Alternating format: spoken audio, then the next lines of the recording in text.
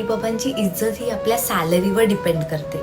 आपण किती कमवतोय, आपण काय करतोय, आपण या समाजामध्ये कसे वावरतोय, आपण कसा खर्च करतोय, आपण कसे कपडे घालतोय ना, या सगळ्या गोष्टींचा थेट इम्प्लिमेंट आपल्या आई-बाबांच्या इज्जतीवर जातो.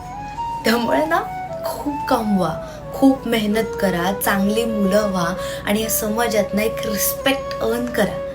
कारण काय या सगळ्यामध्ये ना बरीच वर्ष जी इज्जत आपल्या आईबाबांना मिळाली नसते ना, ती ऑटोमॅटिक मिळाली जाते. गरीब आईबाबांना आपल्या मुलांना शिक्षण देण्यासाठी, चांगलं वाढवण्यासाठी धडपडतात आणि आपल्याला ना फक्त शिकायचं असतं आणि खूप मोठं होऊन चांगले पगार कमवायचे असतात. कारण का जे त्यांनी सोसलं आहे ना, ते आपण सोसलं नाही पाहिजे, ही अशी त्यांची साधी धावपळ असते. या सगळ्यामध्ये ना आपल्याला शिकून मोठं व्हायचं आहे, खूप पगार कमवायचा आहे आणि जी त्यांना मिळालं नाही आहे ना, ते मिळवून द्यायचं आहे.